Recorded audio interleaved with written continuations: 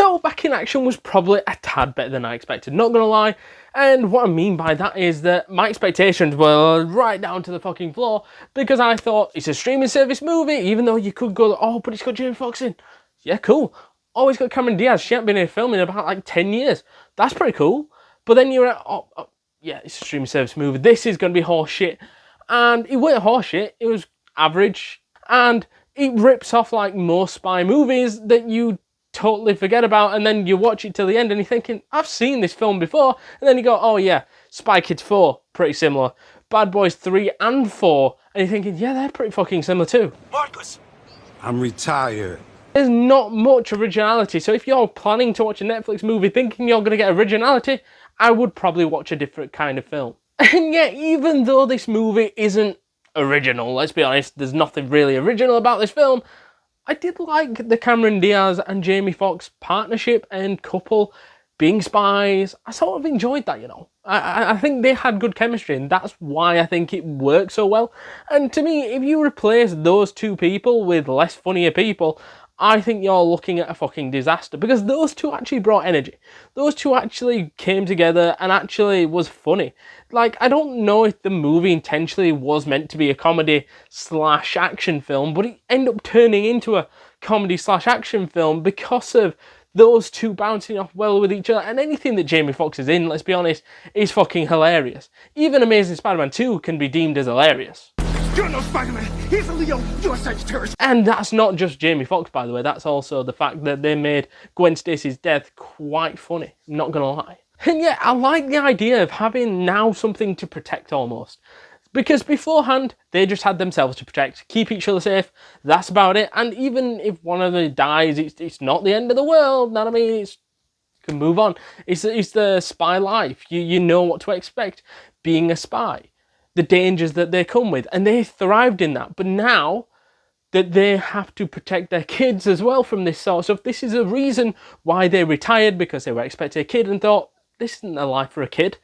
And in retiring, faking their death, it felt like the best way to go, right, we put the spy life behind us, kids don't even need to know that we were spies, which, let's be honest, that right there is the rip-off from Spy Kids 4. You're a spy. Yeah, I think that was a great idea, because then you had the other expectation of now you've got a family to protect. You've got this added layer of stress of thinking that, oh my God, what if they get kidnapped? Which they do, which are taken from them, and you've got that added layer on top of that of the threat levels, what they're going to do. Are these people dangerous? Whatever. You've got that added threat level there, which they didn't have before, which I always love in these kind of films. Chuck is the most obvious looking villain fucker going.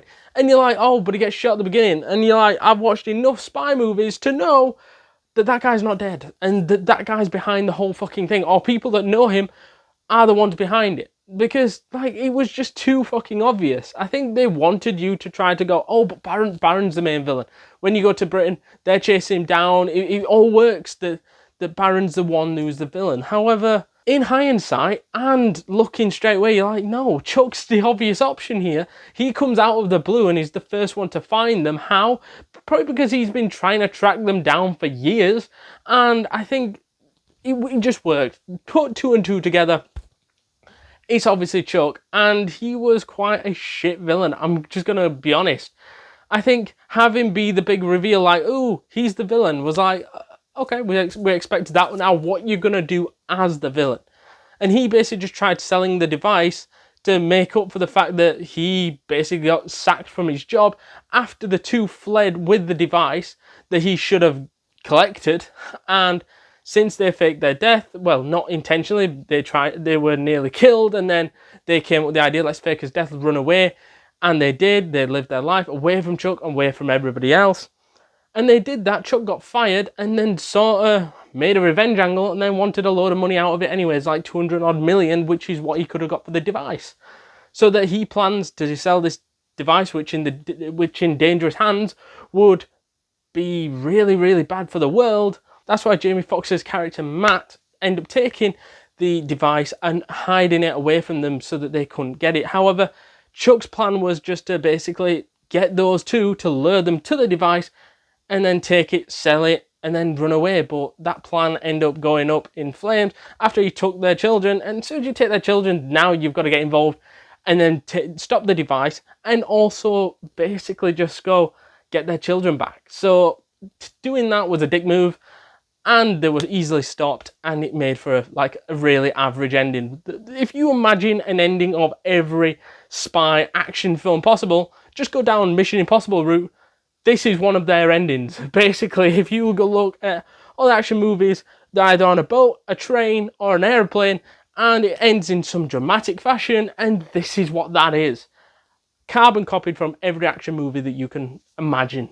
Not only that, but then we get the sneak thing at the end, thinking that a teaser almost, feeling like there could be a sequel. And I'm just going to say this now, this was too average to have a sequel. Because if you do a sequel now, it's probably going to be 10 times worse than what this one's going to be. Before we jump back into this video, guys, please do us a massive favour and smash that subscribe button, because you do not want to miss a thing this week, next week, and the week after, because we've got tons and tons of content planned for you guys, and you can do us a massive favour by smashing that subscribe button, joining the community, getting updates to all the latest videos from the YouTube shorts to the actual videos. It is well worth it, completely free, and you will not regret it. So to summarise this pretty average, ordinary streaming service action comedy movie, then it's a 6.9 out of 10 and a bang average film. Let us know your thoughts down in the comments down below of this 2025 movie. Is it good, bad, terrible, amazing? Let us know all that jazz down in those comments down below. And if you haven't yet seen our Terminator movie review, check that out right now.